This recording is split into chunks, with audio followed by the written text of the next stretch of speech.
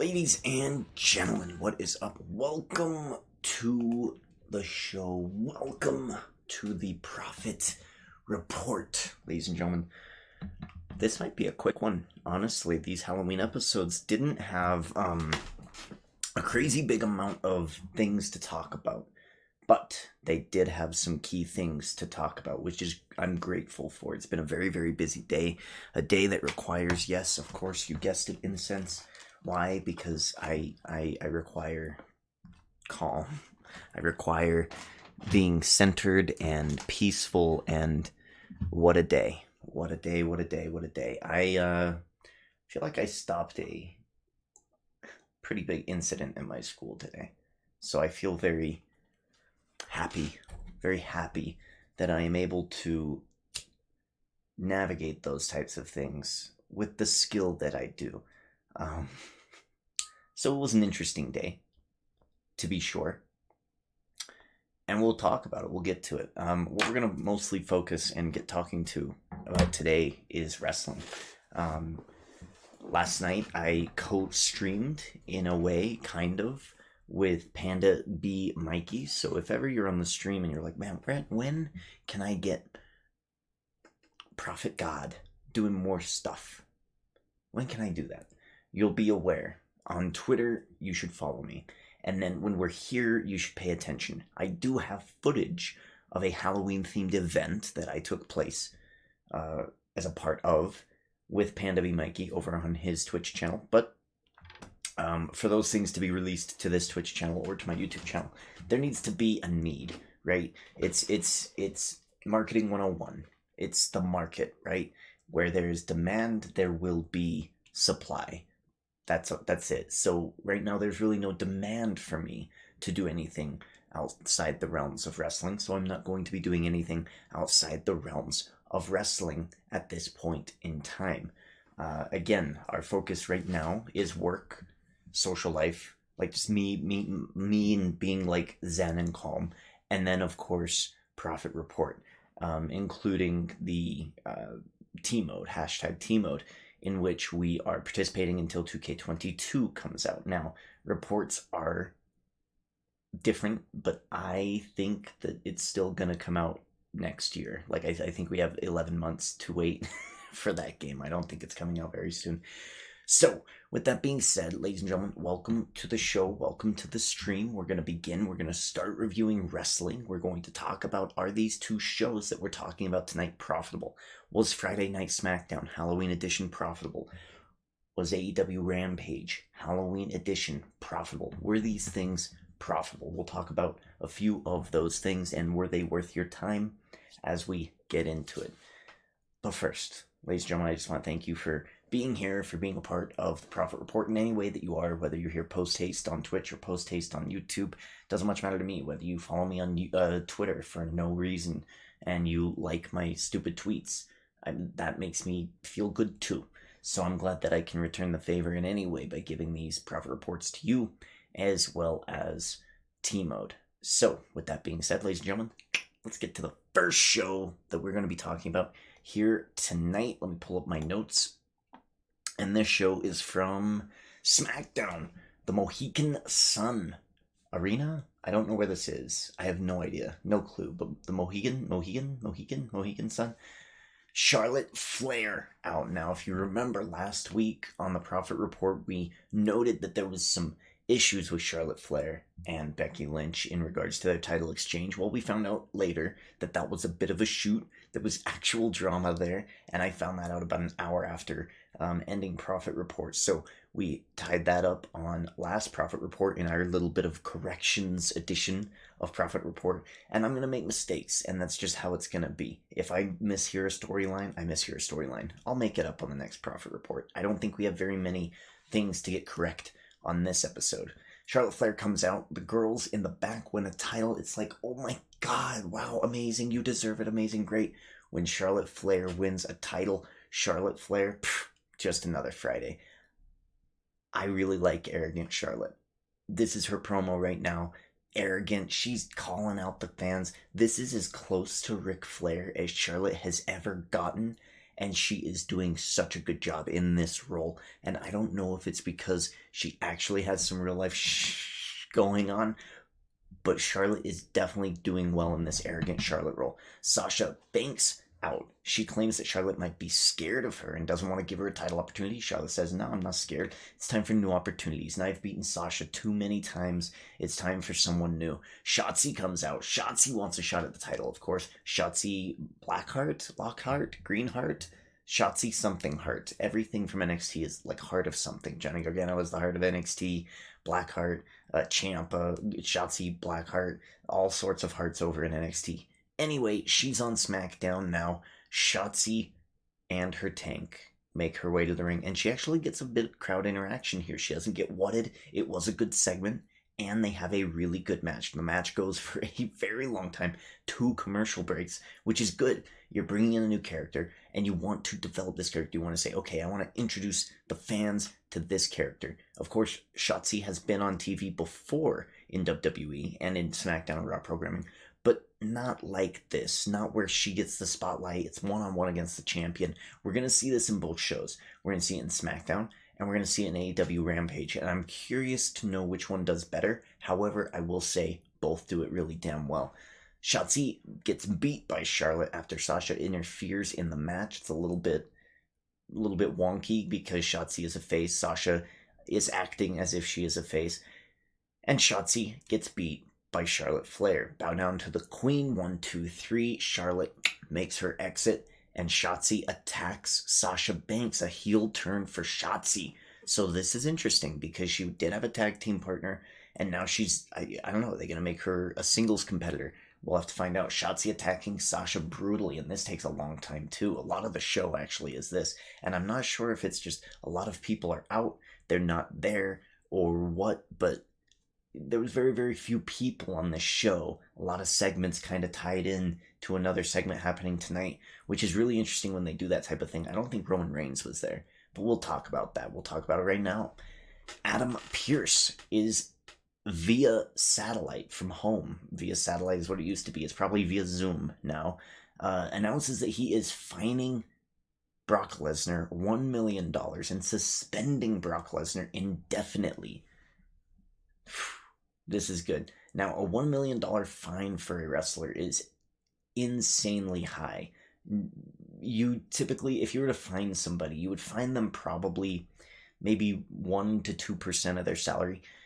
Brock Lesnar's probably top tier type person, meaning his contract, and he's a little bit special, but the average contract of a WWE superstar, I would guess that if you're on TV, Raw or SmackDown, would be somewhere between like 400 to 500,000. That would be my average if I was just to guess based on reports that I hear about. So if you're getting fined $1 million, you're already booming up there. That's a huge, hefty fine, and I think it's the perfect amount of fine if you're Adam Pearce. But he is sitting at home. Sonya Deville is running the show currently, right now, as the authority figure. Heyman is watching this nearby on a TV and kind of laughs it off, and he and Adam Pearce don't get along too well. But he gets asked by a reporter lady about how Brock Lesnar would respond, and because he's the advocate to Roman Reigns, he starts going off about how Roman Reigns would respond and how he is the tribal chief, and he gets interrupted. Reporter says, no. I asked, how would Brock Lesnar respond? And he goes, what do you mean, Brock Lesnar? And she says, look, it's clear.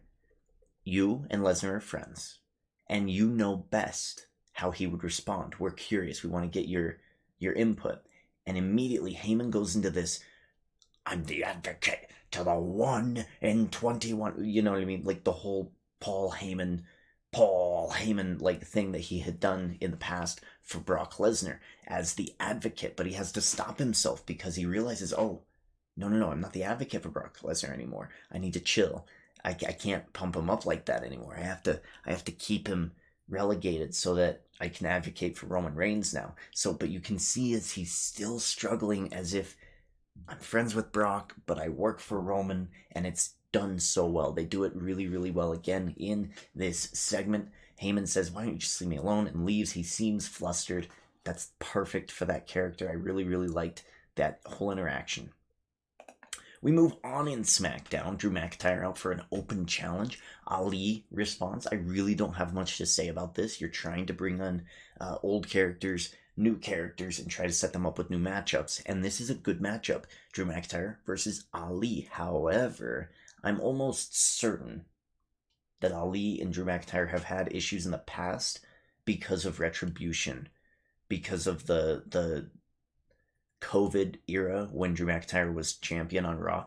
So I think this has kind of been a little bit of it's not really a new fresh matchup.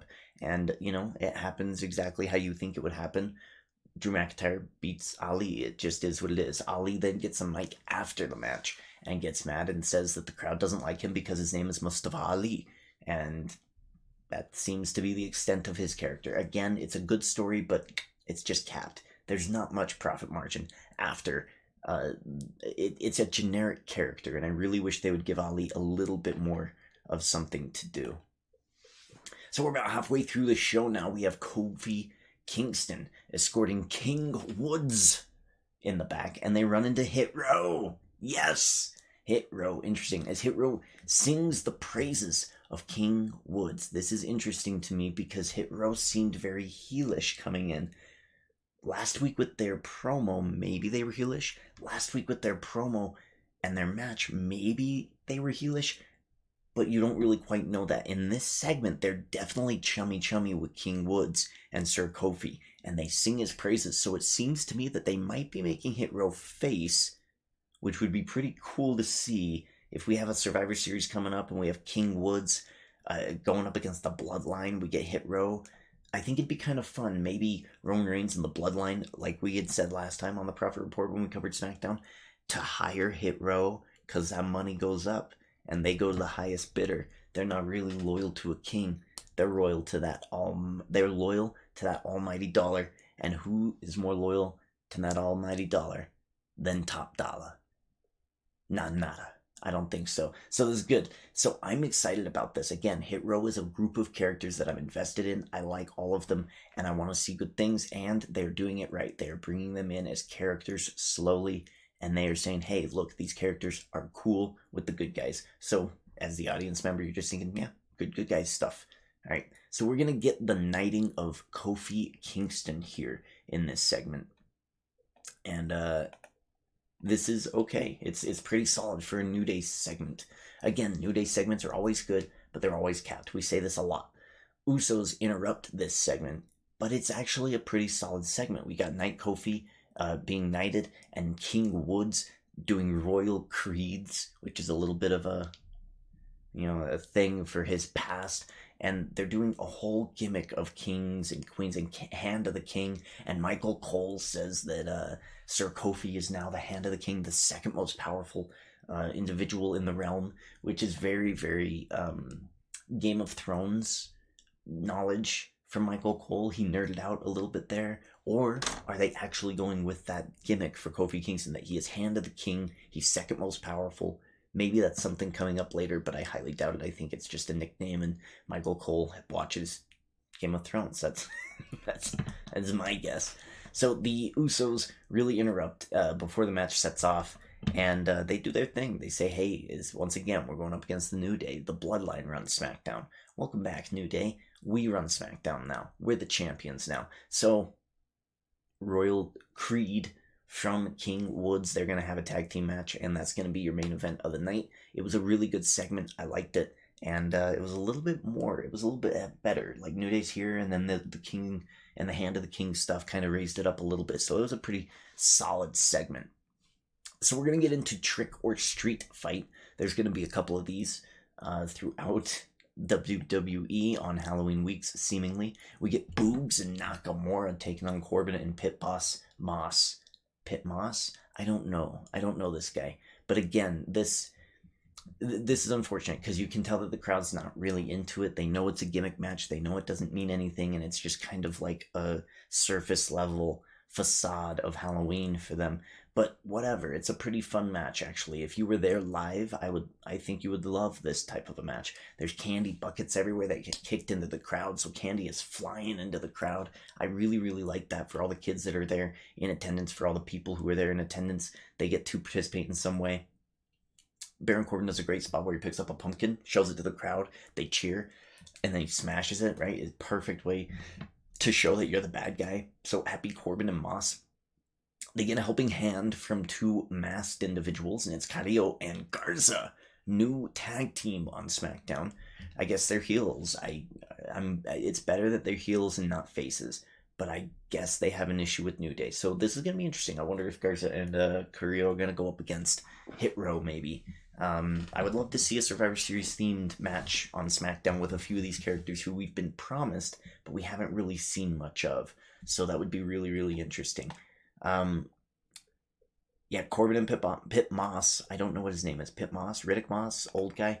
They get the win and they move on. Now that wasn't. I don't think it was a tag team match. I think it was really Nakamura versus Pit Boss Moss guy. But whatever. It really turned into a cluster, and things happen. In the back, we get an interesting segment. Sonya Deville is asking if she is biased in her booking attempts of Naomi, and of course she says no, I'm not biased, I'm just doing my job. But she's incredibly biased. She's a negative authority figure in terms of Naomi, at least, and she books a match, Naomi versus Shayna Baszler. Naomi and Shayna don't have a referee out. Sonya will become the special guest referee. But first, let's talk about Sami Zayn. Sami Zayn comes in before this segment and kind of gets interrupted. They cut this segment, and I don't know if it's because of time constraints. I doubt that. Or if it's because this character of Sami Zayn has been conspiratorial, that he doesn't get any of the airtime. So I'm wondering if maybe he just sold it really, really well. Sami Zayn did great in selling it. But either he was screwed or it plays to his character, and I don't know which one it was. So very interesting. That's something I'm going to keep track of, and we'll see what that pans out to be. So we do get the Shayna Baszler and Naomi matchup, and this is just a quick match. It always is with the women, and no referee. Sonya becomes the special guest referee. It's a short segment. Shayna wins the match with help from Sonya Deville on a quick pin, very 1, 2, 3, horrible cadence, whatever, and then Shayna attacks Naomi afterwards. And, Sonya Deville is a little bit dirty when it comes to booking the women in this division. But I will say, for a women's division, I'm liking it. Shayna, Naomi, Shotzi, Charlotte, Sasha, you have a good top 5 right there, plus any others who might be coming in. They do mention Xia Li coming in, the first Chinese woman to be an athlete in WWE, and that's actually really cool. And her heel persona from NXT over the past few months has been really, really good, and she has been brutal. So I would love to see her come in. And there you go, you have 6 women on one brand who are all bona fide good wrestling women. So we'll see how it goes. All right, it is time for the main event here. King Woods and Sir Kofi, the Hand of the King, first of his name, versus the Usos. This is a good match, and it's always a good match. The Usos versus the New Day, really, really solid. New Day gets a sneaky win when King Woods tags in, gets the roll up on one of the Usos, 1, 2, 3, and that's it. That's it. It's just a simple match. It seemed like a simple night for them in terms of writing. Not much going on, just slowly building towards a few of these feuds and making a few alignment changes with Shotzi Blackheart, I think her name is. I don't remember her last name. So it'll be pretty interesting to see how this pans out. But was the show profitable? Was the overall show worth your time to watch? If you didn't watch it, should you go back and watch it? I'm going to say that I would go to YouTube. I would say the show overall is not profitable. I don't know what was important on this show, other than maybe Charlotte coming out and doing her thing. I'm just not quite sure what was very important. A lot of this is stuff that you know about from the past. This really wasn't a profitable show, but I'll say that this show didn't lose money either. It wasn't profitable, but it wasn't not profitable either. It was very down the line in the middle, where if you catch it, great. If you don't worry about it. You didn't really miss anything. Not a whole lot about this show mattered. But a lot of it was interesting and fun, which is kind of WWE's. It's kind of what they do for Halloween themed episodes. They just kind of keep things so around the same so that they can get on with their day. So would I say it's profitable? No. Do you need to go watch it? No. If anything, I would probably go watch the Hit Row segment and to keep your eye on them. I would buy stock in them because they're going to be profitable very, very soon, if not already. And then I would watch the opening segment with Charlotte because that's a masterclass of how to be a heel in professional wrestling. Charlotte, while in real life, has beef with many, many people and is getting legitimately bad reactions from the crowds because of that. She plays it well into her characters on screen. She utilizes that and utilizes it very, very well. And I think she was one of the better things on the show tonight. So go watch that because that might be the only really profitable thing on the show. And with that, I'm going to take a drink break. But we're going to get to AEW Rampage next. And there's not a whole lot, again, not a whole lot to talk about in terms of Rampage because it was a bit of a easy night of reviewing for me. It was shorter, right? Only an hour episode, and it was Halloween themed, so some of the matches are just whatever. But because it's Halloween themed, that kind of boosts it up. I'd be curious to see what the numbers are for this show. I wonder if I could find them. Let's see.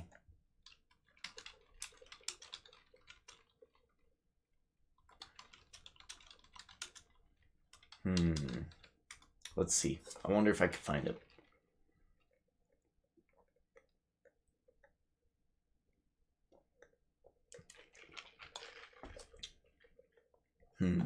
For one Mania, maybe. These guys have good stuff. If I go to news, Rampage viewership went up. Okay, so let's see. I'm curious. Let's see.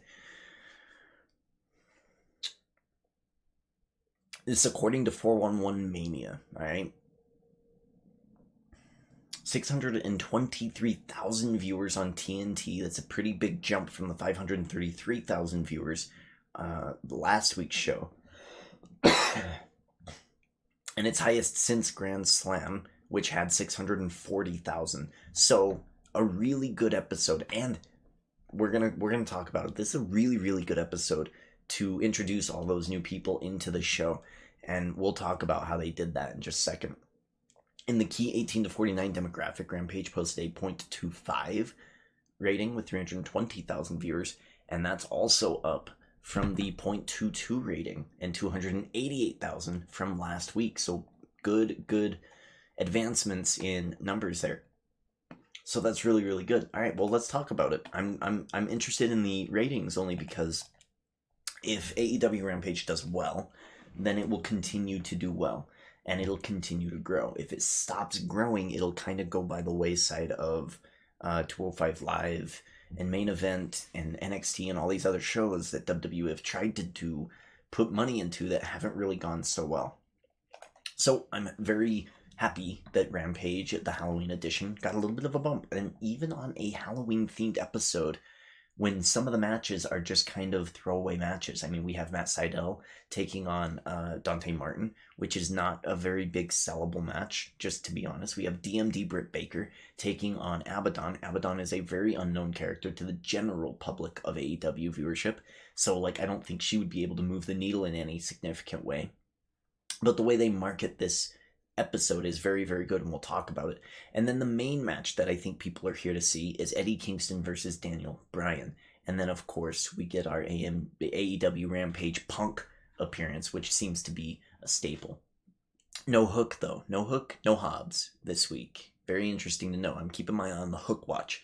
So, AEW Rampage from Boston, Massachusetts. We start with Eddie Kingston versus Daniel Bryan. And what we're going to be asking here is AEW Rampage. Is this show profitable? Was it worth my time?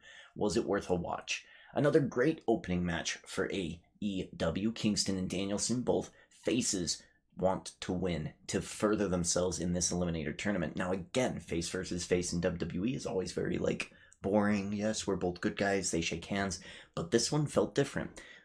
Kingston is exhibiting some frustration. He's getting upset. He's losing a lot of matches, so he's starting to get upset. He's still a good guy. He's still a face, but he's getting upset. This is the difference between WWE and AEW. WWE is very light switch based. Either yes, he's a good guy, no, he's a bad guy. Whereas AEW, again, more like a spectrum. Sometimes he's good bad, sometimes he's bad good. It's very spectrum based. And it's just makes for more interesting characters, and it's easier for the audience to buy into those characters if there is a little bit of yin-yang, a little bit of give-take to their motivations. Kingston felt disrespected when Danielson viewed him as a lazy individual when it comes into terms of wrestling, so he wanted Eddie Kingston. He wanted a fired up, angry Eddie Kingston. He got one. Eddie Kingston versus Daniel Bryan, or Bryan Danielson, inside of AEW's Eliminator Tournament. This is a small grudge in this Eliminator matchup, a second round matchup, and I really, really like this match. Heavy chops to Danielson's chest. His chest is all messed up, and it looks legitimate. It looks real. There's a top rope back suplex from Danielson to Kingston. The referee starts counting because both men are down. 1, 2, because it's like a double count out. If both superstars are unable to meet the 10 count, then the match is stopped as a double DQ. The match is thrown out, right? So this is a staple of wrestling that WWE used to do that they don't do a whole lot anymore. Both superstars are down, ref starts counting 1, 2, and usually gets all the way to like 9 or really high up there in the count before that count is broken up or stopped. It's a staple in wrestling. I wish they would do it more often. AEW tends to utilize their referees a little bit better. Physical match, it continues. Kicks, chops, Saito suplexes, all sorts of crazy stuff. Bryan Danielson's chest tore up. You can see footage. You can see it on Twitter. You can see it all over the place. His chest is legitimately chopped all to hell. Danielson puts Kingston to sleep to win the match. During the break, he refuses to shake the hand of Danielson, so they're going to make this a little bit of a character trait for Eddie Kingston. Punk gets interviewed in the back by Tony Schiavone, and an angrier than usual Eddie Kingston is not happy with CM Punk for whatever reason. Maybe he thought CM Punk was a little too happy, whatever it might be. Maybe there's a little bit of jealousy there that Punk is undefeated and Kingston is a bit on a losing streak here. So Kingston and Punk get into each other's faces. There's a lot of yelling that goes on, and they sell the segment so well. Eddie Kingston is flying with obscenities, which is great because they're getting bleeped. CM Punk, of course, is being like, you need to calm down. Like, he's being very fatherly, very almost like teacherly, like mentorly, where he's like, settle down. Where he's like he's not gonna return expletives. He doesn't need to swear at Eddie Kingston. So he's just gonna be like, settle down. Is the interview, do we have enough time? No. So he's upset, and he has a reason to go against Kingston without having to resort to heelish tactics. So that was a really good segment, and I think Kingston and Punk sell it well. I can't wait to see that match. It might be next week. It might be Wednesday. I don't know. I'm excited just to see Punk versus Kingston. It's just really cool to see Punk finally get in to the main roster here and have some really interesting matches.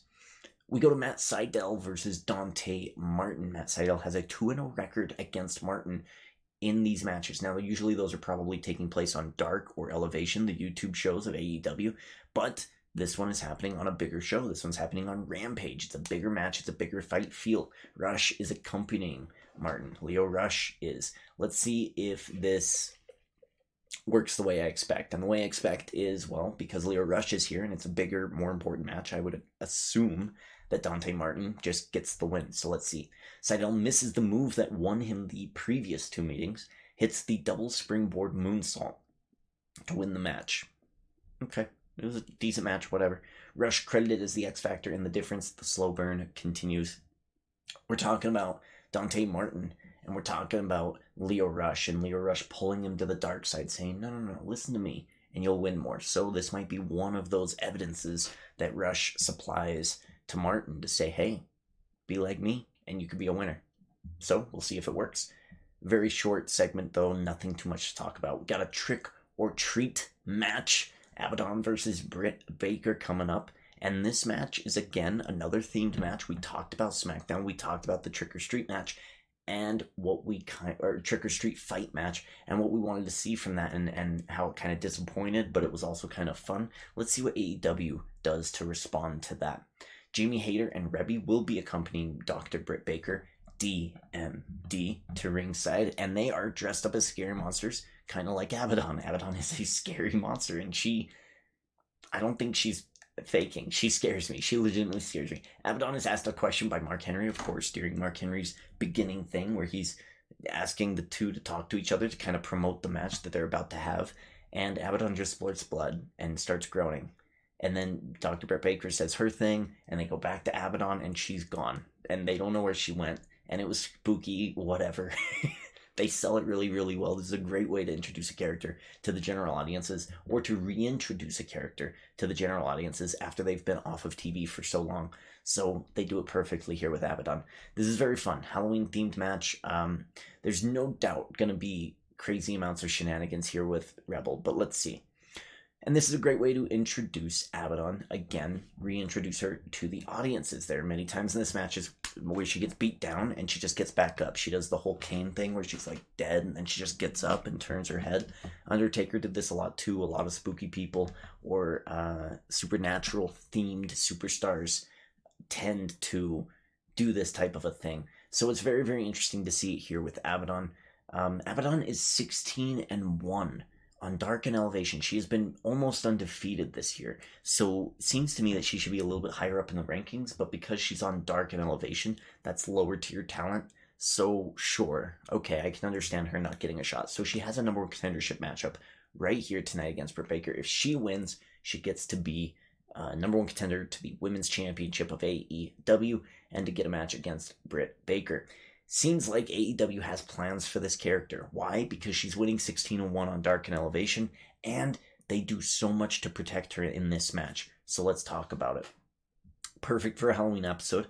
Abaddon is getting swinging neck breakered through a table to the outside. The table doesn't break. I am the table. Jamie and Rebby hold the table. Britt is going to try to do a vertical suplex to the table. They do it again. I am the table. The table does not break. The table is undefeated, at least in tonight's AEW Rampage episode. Table doesn't break, and Abaddon, I think, is caught on her hand because there's blood all over the place, and it's not the fake blood from her mouth. There are thumbtacks, and Abaddon dropping the thumbtacks gets a huge pop from the crowd to the dismay of DMD. Uranagi to the thumbtacks, which is effectively a rock bottom. DMD kicks out, 1-2, no. She gets thrown back into the tacks, pinned again, 1-2, no, and it looked brutal and it looked horrible, and Abaddon scares me, and it was amazing. This is the segment that I was going to describe it to you, but I just want to show you the segment, because describing it doesn't do it justice. One episode, one show had a trick or street fight match where you could use anything, right? Well, this is a very similar concept, a trick or street fight, and it's very, very simple. Abaddon is the evil one on the ground, and Britt Baker is the champion. Chairs get introduced. She's trying to utilize the chairs. She hits her with the chair. She stomps her with the chair. Abaddon's still getting up, so she decides, well, I need to take measures a little bit more. So let's see what happens here. And in wrestling, by the way, when you do this, when you put someone's head like this into the chair and you stomp it or you hit it with another chair, it usually ends that person's run for months. This is usually what you would do to a person when they're going out for surgery and they're going to be away for almost a year. This is the type of thing you would do to this character. So let's see. Oh my gosh! She's done. So she hits her with the chair, right? Hits her with the chair, brocks her down. Everyone's thinking, I'm thinking, you know what? It's over. It's over. She's not getting back up. She's getting up! Abaddon gets back up like a freaking zombie, bro. Gets back up. And look, the goons are sitting there like, no, you gotta turn around. She got back up. The crowd is finally getting invested in the character, and you can hear reactions from the crowd who are going, oh, like it's starting to work, that this character is getting built slowly, and with 600,000+ people watching this on TV, that's excellent for Abaddon. Great main event spot for her. So now we talk about, well, what is Britt Baker going to do to win this match? She has to figure something out. So super kick to the face. She grabs a bunch of thumbtacks, shoves them in Abaddon's mouth. Super kick to the face, and she's gonna go for what? The lockjaw. Now again, they got me twice because I was like, there's no way that Abaddon's gonna kick out of this. She has to tap out. She has to pass out. Something. Maybe the ref just stops the match on the account of Abaddon because it's too not great. So let's see what happens here. she's going to try to set up the lockjaw. So again, I thought the match was going to be over. Baker. Let's go for lockjaw, I think here, guys. The lockjaw. Britt Baker tends to like to utilize the glove while putting in the lockjaw. But you're going to notice that Abaddon's teeth are shredded into points, and they are sharp. Can Britt get it locked in? She's a... So, because of that, she doesn't want to lock in the lockjaw. Abaddon is going to bite the hand of Britt Baker, and it's almost ineffective. Britt Baker's finishing move is almost ineffective to somebody like Abaddon, which is perfect. So we have to resort to cheating from the goons and a little bit of a roll-up victory here from DMD Dr. Britt Baker. I just needed to show it to you because AEW gets it. They understand. It works way better for them. And it was just so cool. So Abaddon versus Britt Baker, amazing stuff. Britt Baker does win this match, gives a loss to Abaddon, and eliminates her from number one contendership consideration, which is it's perfect. It's perfect. You have somebody on Dark and Elevation racking up wins. They need to be addressed. They addressed it. They did it through Halloween because Abaddon is scary. It fit. It was perfect. The writing on this show was amazing. And that leads us to this very next question. Is AEW Rampage profitable? Was this past show from Boston profitable? The Halloween episode. And I really liked this show. Not only did you start with a great match between Kingston and Bryan Danielson, you ended with a great match with a trick or treat match where Abaddon had number one contendership qualifications and Britt Baker needed to avoid the buzzsaw that is Abaddon before her big title match against Ty Conti at Full Gear. Very good to kind of anchor both sides of the show. And then in the middle, you had a lot of building. You built Matt Sydal and Dante Martin kind of turning heel with Leah Rush, and then you built Punk versus Kingston. The show did what it needed to do. It brought people forward to Full Gear, which is where we're heading to go. It was hella profitable. It was a great show, and I would recommend it to almost anybody. People who don't even watch wrestling would probably find a lot of things to like about this show. And that's it. That's it. Very quick, very easy. What are we at? 40 minutes. Oh, it's the shortest #profit report of them all. That's what I like to see, keeping myself a little bit more streamlined, a little bit more focused. And I don't think that there was too much to really talk about except for Halloween type things. So we don't, I mean, it's until it gets busy around here. This is really all we got. Until people ask me questions on YouTube, this is really all we got. Again, if you want to have a question answered, like, oh, how many years have you been watching wrestling? Any of those types of things, you need to ask me those questions, and maybe I can have time for them at the end of the show to address them. We are now moving out of spooky season into grateful season for the holidays, and November is very big with Thanksgiving, so a lot of things to be grateful for this Thanksgiving. And with that, I think we'll talk about Monday Night Raw, NXT 2.0, and perhaps NXT. Sorry, not NXT. AEW Dynamite on Wednesday. That's what I'm hoping for Wednesday's show. But we will be back Wednesday live here on Twitch and post haste on YouTube, which means not live, but recorded on YouTube for your Profit Report pleasure. We are keeping track as much as we can. A lot of people wanted Eddie Kingston to win that match, and I remember saying, I can't wait for Twitter to be mad when he loses. So I'm excited. We get to see now what goes on. We're going to be seeing Daniel Bryan or Bryan Danielson versus Jon Moxley, and I'm excited. I am excited, and I do think that this is Bryan's tournament to lose. I think he's going to be winning this one, but that's just me. That's just me. And then we'll talk about predictions and things for Full Gear and other pay-per-views when they come along. T-Mode will be happening this week, but I don't know when. But you will have at least one episode coming your way. And with that, everybody, thank you for hanging out. Goodbye. Ciao. I have nothing else for you tonight. It's a short day. Go. Watch an amazing TV show like Chucky. or an amazing movie like The Last Duel or Dune. Those are both great choices. Eternals this Thursday is a great choice. Do your homework if you're a child. And with that, goodbye, ciao, see ya.